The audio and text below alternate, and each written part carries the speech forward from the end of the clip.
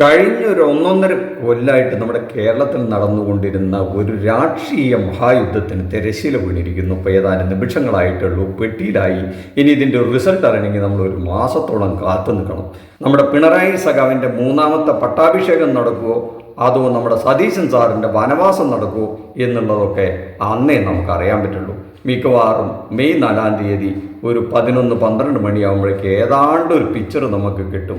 പക്ഷെ ഒരാൾക്ക് ഇതിൻ്റെ സത്യം ഇന്നേ അറിയാം, അതാരാണെന്ന് നമുക്ക് വഴിയെ പറയാൻ കേട്ടോ. അതിനു മുമ്പ് ഈ കഴിഞ്ഞ ഒന്നൊന്നര കൊല്ലമായിട്ട് നമ്മുടെ കേരളത്തിൽ നടന്നൊരു കോലാഹലത്തിൻ്റെ ചിത്രം ഒന്ന് നിങ്ങൾ ആലോചിച്ച് നോക്കൂ. ശബരിമല സ്വർണ്ണക്കൊള്ള വിഷയം അത് ഈ അവസാന ലാപ്പിലൊന്നും ചർച്ചയായില്ല എന്നുള്ളതാണ് നമ്മൾ മനസ്സിലാക്കണം. മിക്കവാറും അത് തദ്ദേശ സ്വയംഭരണ തെരഞ്ഞെടുപ്പോടുകൂടെ അത് കെട്ടടങ്ങി. പിന്നെ ആര് കട്ടു, എവിടേക്ക് പോയി, എങ്ങോട്ട് കൊണ്ടുപോയി, ഇതൊന്നും ഒരു വിഷയമായില്ല. ഈ തെരഞ്ഞെടുപ്പിൽ അതൊന്നും ചർച്ച ചെയ്യാൻ ഒരു മുന്നണിക്കും കഴിഞ്ഞില്ല. പ്രധാനമായിട്ടും ഈ തെരഞ്ഞെടുപ്പ് പ്രചരണ കാലഘട്ടത്തിൽ ഡീൽ നടന്നു എന്ന് മാത്രമാണ് പറയുന്നത്. ഈ രണ്ട് പ്രബലമായ മുന്നണി, LDFും UDFും പ്രബലമായ രണ്ട് മുന്നണികളാണ്. മൂന്നാമത് ഇവർ രണ്ടു കൂട്ടരും പേടിക്കുന്ന NDA എന്ന ഒരു മുന്നണിയുമായിട്ട് ഇവർക്ക് അവിശുദ്ധ കൂട്ടുകെട്ടുണ്ടെന്ന് ഇവർ പരസ്പരം ആരോപിക്കുന്ന ഒരു പ്രക്രിയയോട് കൂടിയാണ് തെരഞ്ഞെടുപ്പ് രംഗങ്ങൾ തുടങ്ങിവിട്ടത്. പിന്നീട് ഇവർ തമ്മിലുള്ള ഭാഷാപ്രയോഗങ്ങളും മോശം ഭാഷാപ്രയോഗങ്ങളെ ചുറ്റിപ്പറ്റി 1-2 ദിവസം നടന്നുപോയി.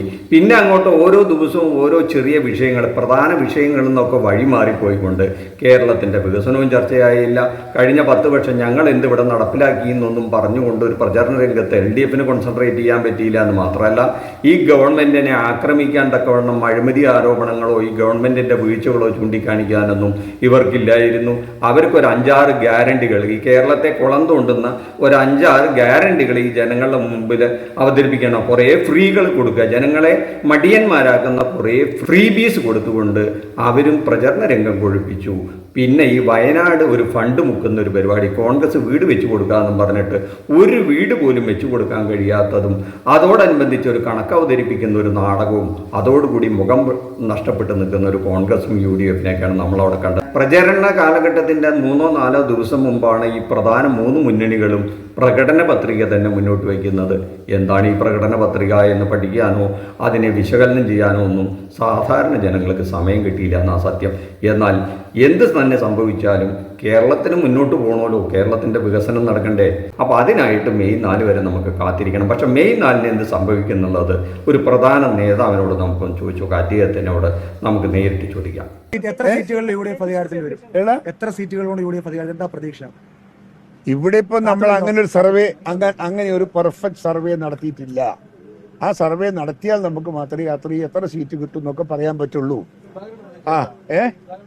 എനിക്ക് പ്രതീക്ഷയുണ്ട്. എനിക്ക് പ്രതീക്ഷ എന്ന് പറയുന്ന ഒരു 10, 100, 130.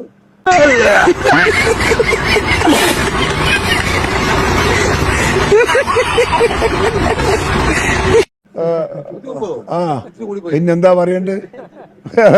ഞാൻ പിന്നെ എന്റെ കണക്കില്ലാതെ വേണ്ട അങ്ങനത്തെ അല്ലാണ്ട് പറയാൻ പറ്റുമോ? എന്റെ അടുക്ക കണക്കൊന്നുമില്ല. എന്റെ കണക്ക് പറയാൻ എനിക്കിട്ട് സാധ്യമല്ല. ഭാവികളും തെരഞ്ഞെടുപ്പ് രംഗത്ത് വന്നു എന്നാണ് എനിക്ക് എന്റെ പ്രവർത്തകന്മാരിൽ നിന്ന് കിട്ടിയ വിവരം. അതുകൊണ്ട് ഞാനതിൽ സംതൃപ്തനാണ്. നല്ല റിസൾട്ട് ഉണ്ടാകുമെന്ന് ഞാൻ പ്രതീക്ഷിക്കുന്നു. അല്ല, നല്ല റിസൾട്ട് എന്നൊക്കെ പറഞ്ഞാൽ എന്താണ് നേതാവേ? എത്ര സീറ്റ് കിട്ടാൻ സാധ്യതയുണ്ട്? 100 വരെയൊക്കെ പോകാം. തുടർഭരണം അവസാനിക്കുവാണോ? തുടർഭരണം ഒരിക്കലും അവസാനിക്കൂല. മതി, ഞങ്ങൾക്ക് കാര്യം പിടുത്തം കിട്ടി. ആ മനസ്സിലിരിപ്പ് എന്താണെന്ന് മനസ്സിലായി. ആ നേരത്തെ പറഞ്ഞ വാചകങ്ങളുടെ അർത്ഥം എന്താണെന്ന് മനസ്സിലായി. ആ ഫീഡ്ബാക്ക് ഒക്കെ എന്താണ് കിട്ടിയെന്നുള്ളതൊക്കെ ഇപ്പോൾ കേരളത്തിന് വളരെ കൃത്യമായി ബോധ്യപ്പെട്ടു. അതാണ് സുധാകരൻ സാറിൻ്റെ മനസ്സ് നല്ല മനസ്സാണ്. മനസ്സിലൊന്നും ഒളിച്ചു വെക്കാൻ കഴിയില്ല. അതങ്ങ് പുറത്ത് പറഞ്ഞു. അപ്പോൾ സതീശൻ സാറിൻ്റെ കാര്യം എന്താവും നേതാവേ? ഇത് സംഭവിച്ചാൽ അദ്ദേഹം പോണ്ടേ? പോണം. അത് പോകാതിരിക്കാൻ നമ്മൾ പ്രാർത്ഥിക്കാം. പോണ്ടി വരുമല്ലോ സ്വാഭാവികമായിട്ടും. വാക്ക് ചെയ്യുന്ന നേതാക്കന്മാരാണെങ്കിൽ പോണ്ടേ. അപ്പോൾ അതിൽ നമുക്ക് സങ്കടവും പ്രയാസവും ഉണ്ട്. അതുകൊണ്ട് ഞാനൊക്കെ പ്രാർത്ഥിക്കുന്നത് അങ്ങനെ സംഭവിക്കാതിരിക്കട്ടെ എന്നാണ്. ഇപ്പം നമ്മുടെ പ്രേക്ഷകർക്കും കേരളത്തിലെ അരിയാഹാരം കഴിക്കുന്ന മലയാളികൾക്കും കാര്യം മനസ്സിലായിട്ടുണ്ടാവുമല്ലോ ഇദ്ദേഹം എന്താണ് ഉദ്ദേശിച്ചതെന്നുള്ളത്. കാര്യം വളരെ വ്യക്തമാണ്. അത് നമുക്ക് കൃത്യമായിട്ട് അറിയണമെന്നുണ്ടെങ്കിൽ മെയ് 4-ാം തീയതി വരെ കാത്തിരുന്നേ പറ്റൂ. പിണറായി സഖാവിൻ്റെ പട്ടാഭിഷേകമാണോ, നമ്മുടെ സതീശൻ സാറിൻ്റെ വനവാസമാണോ നടക്കുക എന്നുള്ളത് രണ്ടായാലും കേരളത്തിന് ഗുണകരമാവട്ടെ എന്ന് മാത്രം ആശിച്ചുകൊണ്ട് നിർത്താം. നന്ദി, നമസ്കാരം. മറ്റൊരു വിഷയവുമായി മറ്റൊരു എപ്പിസോഡിൽ കാണുന്നവരെ താങ്ക് യു.